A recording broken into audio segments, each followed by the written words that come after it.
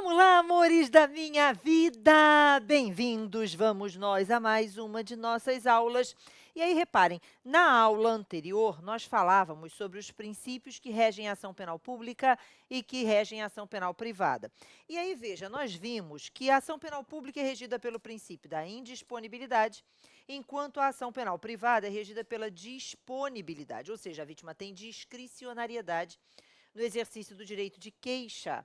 E ela pode desistir da pretensão deduzida através do perdão ou através da perempção.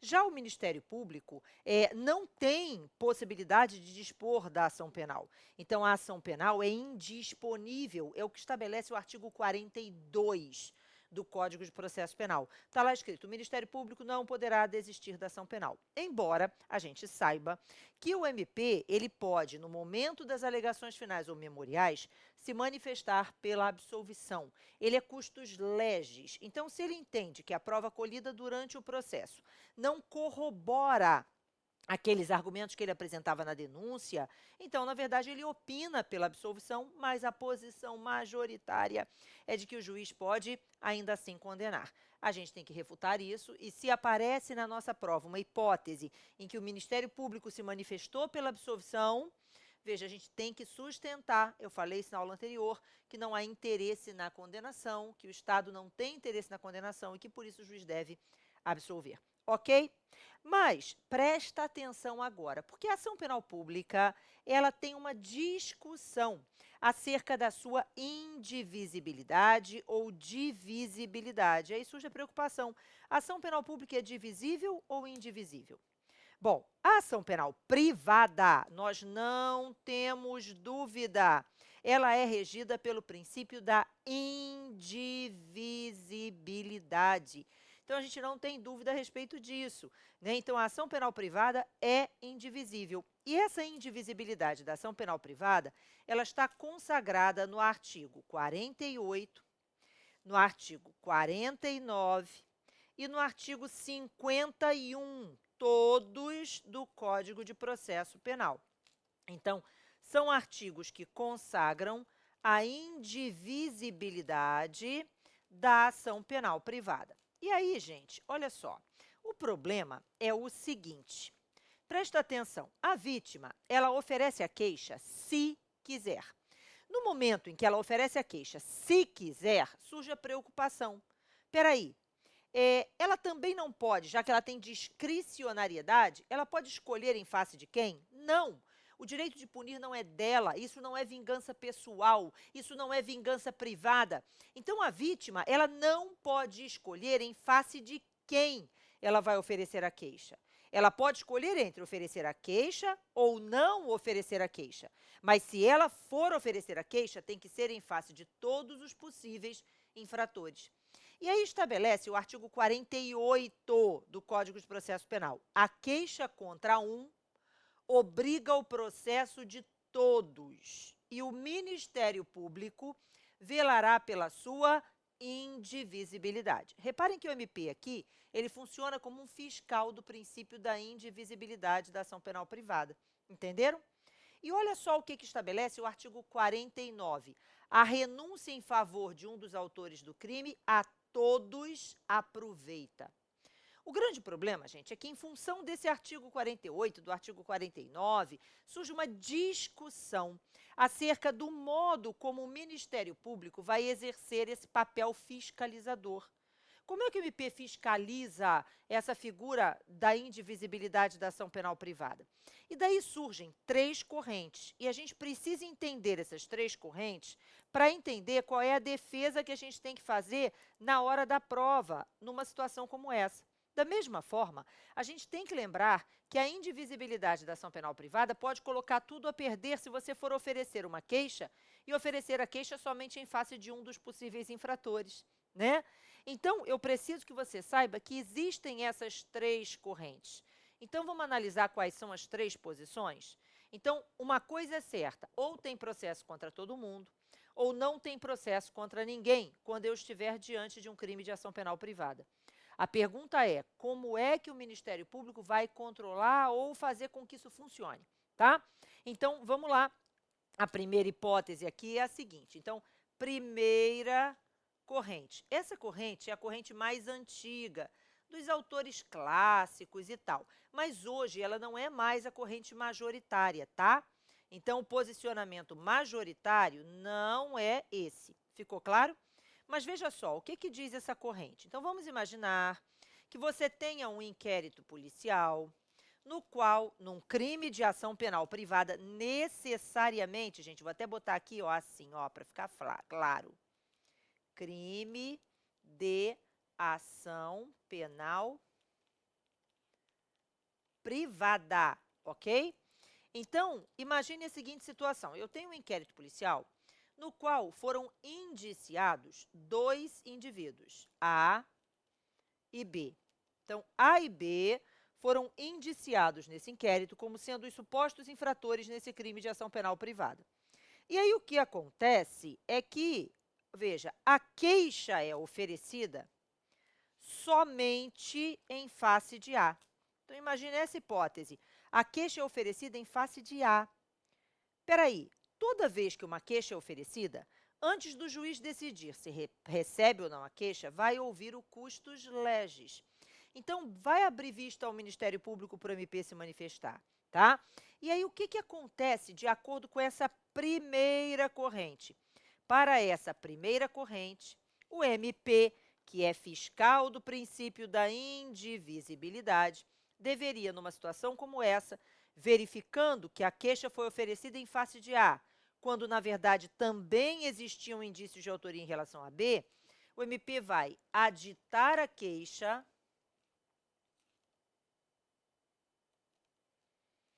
para incluir B.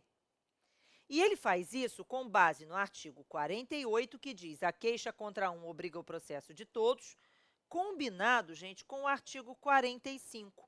Dá uma olhada no artigo 45. O artigo 45 diz assim: a queixa, ainda quando exclusiva do ofendido, poderá ser aditada pelo Ministério Público. Presta atenção, não existe dúvida de que o MP pode aditar a queixa. A discussão é qual é o conteúdo desse aditamento. Na posição antiga, tradicional, que não é a majoritária, o MP poderia aditar a queixa para incluir pessoas. Só que hoje o entendimento é de que isso não é possível. Se o crime é de ação penal privada, o MP não tem legitimidade. Então, ele pode fazer aditamentos na queixa, ou seja, inclusões, alterações na queixa, para melhorar a redação que está confusa, para incluir a hora do crime que ficou faltando, ou seja, aquilo que a gente chama de aditamento impróprio. Nada que inclua fato de ação penal privada, nem pessoa de ação penal privada. Então, olha só esse nosso exemplo. Imagine que na hora da nossa prova, você tenha que, o caso concreto é esse, uma queixa foi oferecida num crime de ação penal privada. Foi oferecida somente em face de A. Aí o MP vai lá e adita a queixa e inclui B. E você é o advogado ou de A ou de B, não importa. Nesse caso, o que você tem que sustentar em defesa de A e de B? Que, na verdade, quando a vítima deixou B de fora, veja, ela estaria renunciando ao direito de queixa. É a segunda corrente. E que o MP não poderia promover o aditamento. Tem quem defenda que o MP possa fazer isso? Tem. É essa a primeira corrente. Mas é uma posição minoritária. Ficou claro? Então, atenção. O artigo 45 hoje é interpretado para a corrente majoritária como sendo a possibilidade do MP fazer o aditamento impróprio. É um aditamento para melhorar a redação, para garantir ampla defesa e contraditório e tal, mas não um aditamento para incluir fatos de ação penal privada, nem pessoas na ação penal privada, ok? Agora, para essa primeira corrente, que novamente eu vou ressaltar aqui, é minoritária, certo? E, portanto, nós não vamos usar essa corrente. Quando chegar agora, o juiz receberia a queixa e o aditamento. E aí o processo é instaurado em face de A e de B. Entenderam? ok? Então, essa é a primeira corrente, que novamente é minoritária, ok? Agora, a gente vai ver qual é a posição majoritária. Essa aqui é a corrente que nos interessa. Essa e a terceira, são duas que nos interessam muito, tá? Então, olha só, qual é a corrente? Essa corrente aqui, maravilhosa, tá? De acordo com essa corrente, gente, o que acontece? Vamos imaginar, novamente, que você tenha um inquérito policial que tem como indiciados A e B, num crime de ação penal privada. Estou sempre pensando em crimes de ação penal privada. Tudo bem? E aí, veja, nessa situação, quando a vítima vem aqui e oferece a queixa somente em face de A, o Ministério Público tem que velar pelo princípio da indivisibilidade. E, realmente, o artigo 48 estabelece a queixa contra um obriga o processo de todos e o Ministério Público velará pela sua indivisibilidade. Só que o artigo 49 diz a renúncia em favor de um a todos aproveita. Gente, a vítima não sabia da existência de B? Por que ela não incluiu o B? Ela não pode dizer que desconhece a lei, ainda mais quando está amparada por advogado. Então, no momento em que a vítima deixou B de fora, a vítima estaria renunciando tacitamente, porque estaria praticando um ato incompatível com a vontade de processo. Estaria renunciando em favor de B, renúncia esta que aproveita a A. Então, presta atenção, nesse exemplo aqui, o MP ia ter que chegar aqui e dizer assim, opino pela renúncia tácita em favor de B, que se estende a A, aplicando o artigo 49. E aí o juiz tem que fazer o quê? O juiz tem que chegar aqui e dizer, ó, declaro extinta a punibilidade de A e B pela renúncia. Entenderam? Na verdade, gente, a hipótese mais provável seria essa. Uma queixa-crime foi oferecida contra A, quando também tem indício de autoria em relação a B. O MP vai lá e adita a queixa e inclui B. Você tem que sustentar o quê? Que o MP não tem legitimidade para aditar a queixa, o crime é de ação penal privada, que ele deveria ter opinado pela renúncia, que quando a vítima ofereceu a queixa em face de A, deixando B de fora, ela renunciou tacitamente em favor de B, e a renúncia tácita em favor de B, aproveita A, aplica-se o artigo 49 e deve ser declarada extinta a punibilidade dos dois. Ficou claro? Entendido, gente? Beleza? Só que existe uma terceira corrente. A terceira corrente é uma adaptação dessa, porque, na verdade, tem quem sustente o seguinte, que realmente o MP não pode incluir B, mas que numa situação como essa, tem dois pesos e duas medidas. Porque vamos raciocinar. Uma coisa é quando é claro que a vítima deixou B de fora de propósito.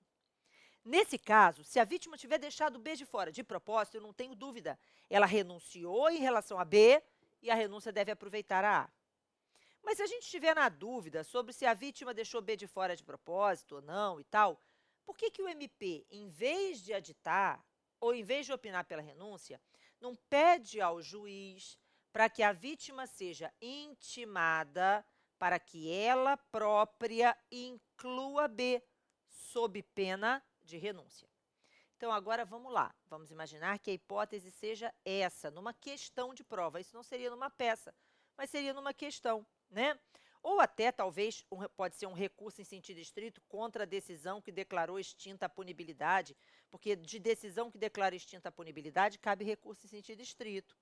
Então, olha essa hipótese. Imagina a seguinte situação. A vítima ofereceu a queixa em face de A.